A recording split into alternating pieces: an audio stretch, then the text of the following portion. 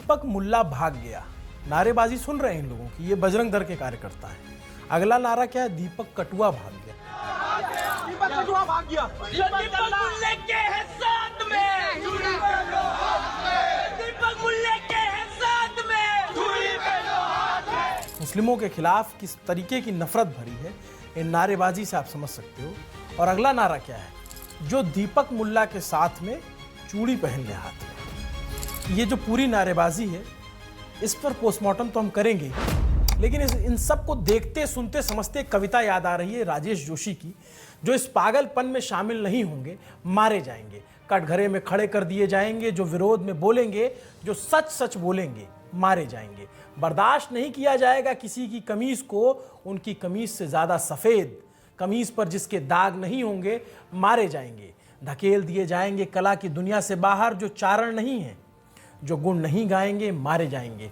धर्म की ध्वजा उठाए जो नहीं जाएंगे जुलूस में, गोलियां भून डालेंगे, उन्हें काफिर करार दिए जाएंगे। सबसे बड़ा अपराध है इस समय निहत्थे और निरपराध होना। जो अपराधी नहीं होंगे मारे जाएंगे। राजेश जोशी की ये कविता है।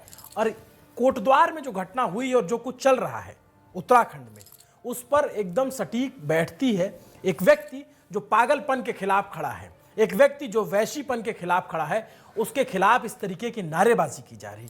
और नारा क्या लगा रहे हैं? जो दीपक मुल्ले के साथ में चूड़ी पहन ले हाथ में।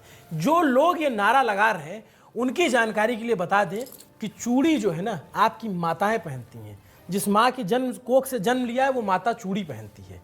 जो आपकी बहन है वो चूड़ी पहनती है, आपकी बुआ मौसी चूड़ी पहनती है।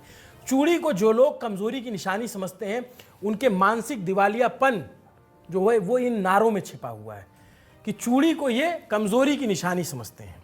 और ये कह रहे हैं कि चूड़ी पहन लें हाथ में। जो जिस माँ ने तुम्हें जन्म दिया है वो कमजोर है। 9 महीने की प्रसव पीड़ा सह करके जिसने तुम्हें जन्म दिया वो कमजोर है, और तुम ताकतवर हो, इसलिए तुम चूड़ी नहीं पहन रहे हो, वो चूड़ी पहनती है। चूड़ी श्रृंगार की वस्तु है, कमजोरी की निशानी नहीं है। पहली बात ये नारेबाजी करने वाले लोग जान लें। आप क्या कह रहे हो कि चूड़ी पहन लें हाथ में? जो बहन आपको राखी बांधती है वो चूड़ी पहनती है, तो वो कमजोर है। इस देश में जो बड़े बड़े पदों पर जो महिलाएं पहुंची, देश की जो राष्ट्रपति हैं वो चूड़ी पहनती हैं, तो कमजोर है। देश की जो वित्त मंत्री हैं या फिर देश की प्रधानमंत्री रही इंदिरा गांधी, या तमाम महिलाएं जो देश का नाम रोशन कर रही हैं अलग अलग फील्ड में, जो महिला क्रिकेट टीम है, जितनी भी महिलाएं बड़ी बड़ी IT सेक्टर में, बड़ी बड़ी बैंकिंग सेक्टर में काम करती, कमजोर है। तुम्हारी तरह बेरोजगार फुकरी थोड़ी ना है वो। चूड़ी पहन ले हाथ में, हाँ, नारा लगा देना और आकर के उधमबाजी करना। और ये सब कुछ पुलिस के सामने हो रहा था, उत्तराखंड की पुलिस। बजरंग दल तेरी नस्ल बिगाड़ देगा, तुझे तेरी औकात दिखा देगा कि तू है क्या चीज। बजरंग दल आज मैदान में आया है। बजरंग दल मैदान में, बजरंग दल के सम्मान में। मोहम्मद तेरी खैर नहीं, खैर नहीं, खैर नहीं। मोहम्मद तेरी खैर नहीं, खैर नहीं, खैर नहीं। मोहम्मद तेरी खैर नहीं, खैर नहीं, खैर। दीपक की बात, खबर आप तक तो पहुंची होगी, मैं थोड़ा सा ब्रीफ में बता देता हूं। 26 जनवरी का दिन दीपक कोटद्वार में, जो देहरादून से तकरीबन 100-125 किलोमीटर दूर पड़ता है, पौड़ी गढ़वाल जिले में, वहां पर इस उन्मादी भीड़ बजरंग दल के कार्यकर्ताओं को रोकते हैं, क्योंकि वो मुस्लिम की दुकान पे चढ़ करके, बाबा नाम से दुकान थी, उस नाम को बदलने के लिए कह रहे थे, क्योंकि बाबा नाम से बगल में बजरंग बली जी का मंदिर है, और कह रहे थे कि बाबा सिर्फ हिंदू दुकानें हो सकती हैं। पीर बाबा भी होते हैं, बच्चों को भी बाबा कहा जाता है, बुजुर्गों को भी बाबा कहा जाता है। बाबा नाम पे ये हिंदुओं का एकाधिकार कब से हो गया? और हिंदू तो दीपक भी है ना। दीपक तो नहीं कह रहे कि ये बाबा नाम हिंदुओं का एकाधिकार। ये बजरंग दल के उन्मादी कार्यकर्ता, जिन पर अभी तक कोई FIR दर्ज नहीं हुई, कोई भी FIR दर्ज नहीं हुई है, और ये कह रहे हैं कि दीपक मुल्ला। क्यों? क्योंकि दीपक ने उस समय जब भीड़ को रोका और कहा कि नहीं, दुकान में नाम नहीं बदलेगा, तो दीपक से नाम पूछा, तुम्हारा नाम क्या है, बड़े ताव में। तो दीपक ने आंख में आंख मिलाकर इस पूरी उन्मादी भीड़ के सामने कहा, मोहम्मद दीपक नाम है, जाओ जो करना है कर लेना। भीड़ को रोक दिया। तिलमिला गए ये लोग और पूरी भीड़ को इकट्ठा किया। उसके बाद 26 जनवरी की घटना के बाद दीपक ने बताया कि भाई उनको खतरा है, पुलिस ने, उन्होंने बता दिया है सब कुछ। लेकिन ये सारी उन्मादी भीड़ इकट्ठा होती दीपक के जिम के बाहर। दीपक जिम ट्रेनर है, उन्होंने मेहनत करके अपनी बॉडी बनाई है, लेकिन साथ में इंसानियत का दिल भी उनके अंदर है, जिसको उन्होंने प्रोटीन के पाउडर से ढककर मारा नहीं। और हिम्मत देखिए इन तमाम लोगों की, पुलिस के सामने चढ़ रहे हैं उसकी दुकान, उसके जिम पर, और जब भीड़ अलग करती है तो ये एक सिखड्डी पहलवान जो है ये कूद करके आगे जाते हैं दीपक से लड़ने के लिए। उस आदमी की एक रैपट भर का ये आदमी नहीं है कि एक कंटाप अगर मार दे तो जमीन चाट के धूल फाँक लें।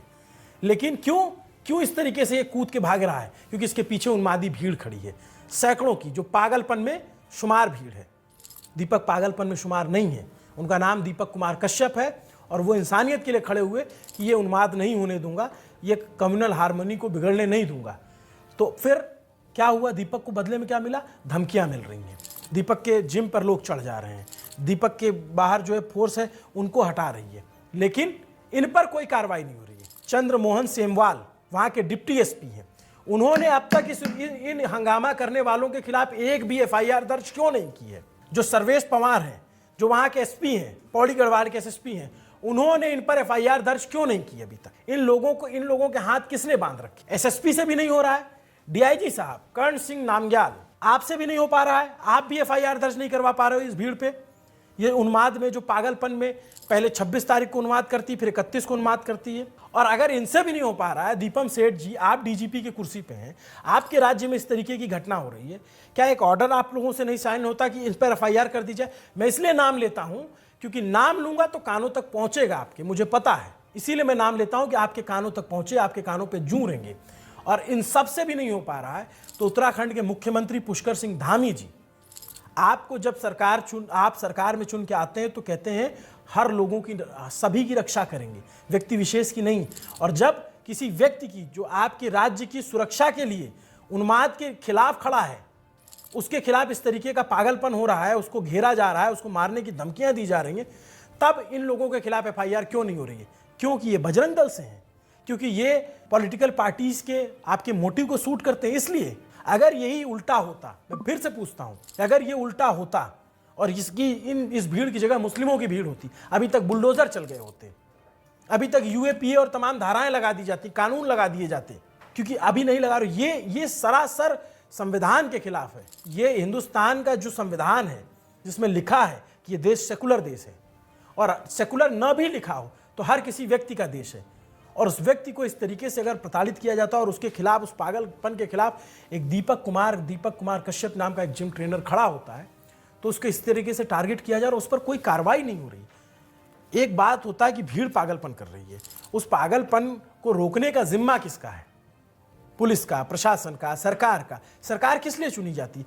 दीपक को सरकार की जरूरत अपने जीवन में नहीं पड़ेगी, वो जिम चलाते हैं, उनका रोजगार अच्छा चलता है, वो कमा खा लेंगे, अपने बच्चों को खिला पिला लेंगे।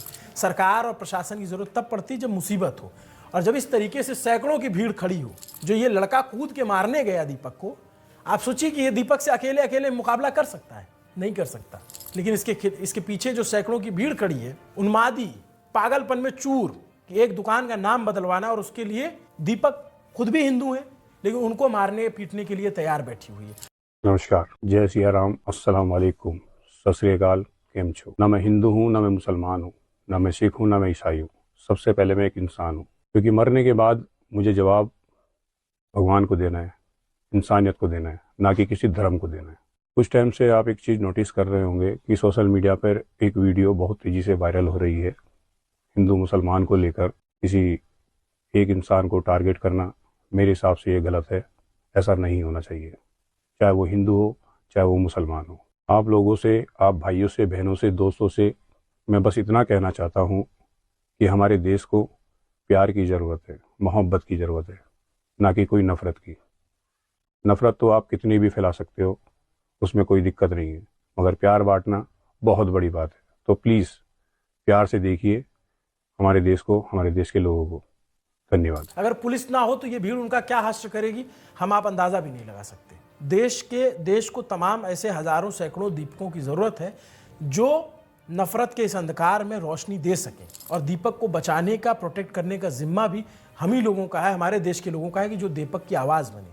जो उन्माद पसंद लोग नहीं हैं, जो हंगामा, जो खून खराबा, जो मारपीट पसंद लोग नहीं हैं, वो दीपक के साथ खड़े होंगे, और दीपक के साथ खड़े हो भी रहे हैं। मैं हर जगह देख रहा हूँ, सोशल मीडिया पे तमाम रिएक्शन आ रहे हैं। लेकिन जिसको ज़रूरत है खड़ा होने का, पुलिस, उत्तराखंड की पुलिस, वो क्यों नहीं खड़ी हो रही? वो इन पर एफआईआर क्यों नहीं दर्ज करती? अगर एक बार ये जितनी भीड़ है इनको चिन्हित करके कठोरतम धाराओं में अगर इनको चिन्हित करके एफआईआर दर्ज कर दी जाए और इनको जेलों में डाल दिया जाए, मजाल है दोबारा कोई आएगा। लेकिन नहीं, ये पॉलिटिकल नैरेटिव में सूट नहीं करेगा। फिर वोट की राजनीति होगी, फिर सरकार पे सवाल उठेंगे।